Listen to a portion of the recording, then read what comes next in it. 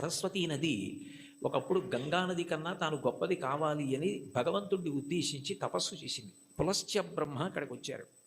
పులశ్చ బ్రహ్మ అంటే రావణ బ్రహ్మకి తాతగారు. రావణ బ్రహ్మ తండ్రి విశ్వవసో బ్రహ్మ, విశ్వవసో బ్రహ్మ తండ్రి పులశ్చ బ్రహ్మ. పులశ్చ బ్రహ్మ బ్రహ్మమానసపుత్రుడు, అంటే తిన్నగా బ్రహ్మగారి యొక్క మనసులోంచి ఆవిర్భవించినటువంటి వాడు.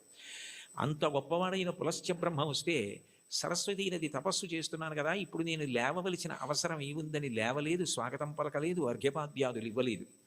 ఎంత పూజలో ఉన్నా, ఎంత వ్రతంలో ఉన్నా, ఎంత గొప్ప కార్యం చేస్తున్నా మహాత్ములు వచ్చినప్పుడు లేచి నిలబడి అర్ఘ్యపాద్యాదులు ఇవ్వాలి.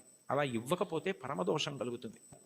అలా ఇవ్వలేదు కాబట్టి అది కట్టి కుడిపేస్తుంది, చాలా పెద్ద పాపం అయిపోతుందన్న దయాహృదయంతో పులశ్చ బ్రహ్మ నువ్వు ఏ కోరికతో తపస్సు చేస్తున్నావో అది నీకు సిద్ధించకుండుగాక అని శపించాడు. ఆమె చాలా కిన్నురాలైంది. ఇంత గొప్ప కోరికతో నేను తపస్సు చేస్తున్నాను, ఈయన నా కోరిక తీరకూడదని శపించాడు అని బాధపడి ఈయన బ్రహ్మ యొక్క వంశంలో బ్రహ్మమానసపుత్రుడై వచ్చాడు. కొడుకు విశ్వవసో బ్రహ్మ.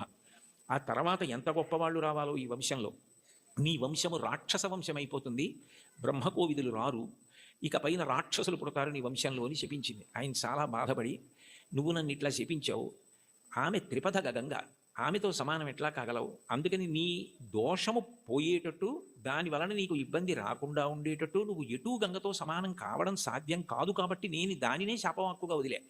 కానీ నువ్వు నా పట్ల చాలా క్రౌర్యంతో ప్రవర్తించి నా వంశమే రాక్షస వంశం అవ్వాలని శపించావు, శాపావకాశం ఇమ్మన్నాడు. అంటే సరస్వతీ నది అందరూ రాక్షసులైన ఒకడు మహాధర్మాత్ముడు నీ వంశంలో పుడతాడని అందుకే విభీషణుడు పుట్టాడు.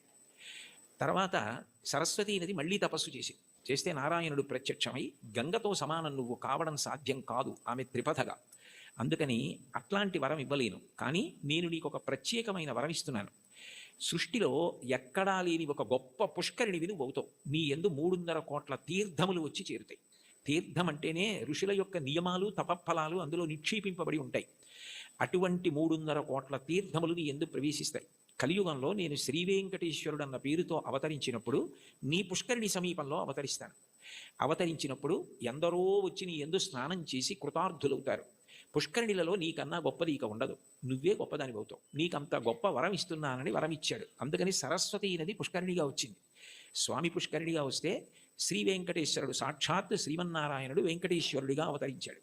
కొండలలో నెలకొన్న కోనేటి రాయడు వాడు, అంటే ఎప్పుడో తానిచ్చిన వరాన్ని నిజం చేయడానికి సరస్వతీ నదిని పుష్కరిణి చేసి ఆ పుష్కరిణి ఒడ్డున విరిసినటువంటి దయామూర్తి. అందుకే స్వామి పుష్కరిణి స్నానం సద్గురోహో పాదసేవనం ఏకాదశి వ్రతం చాపి త్రయం అత్యంత దుర్లభం అంటారు. స్వామి పుష్కరిణి స్నానం అంత గొప్పది. అటువంటి పుష్కరిణి పక్కన వెలిసినవాడు కాబట్టి కొండలలో నెలకొన్న కోనీటి రాయడు వాడు.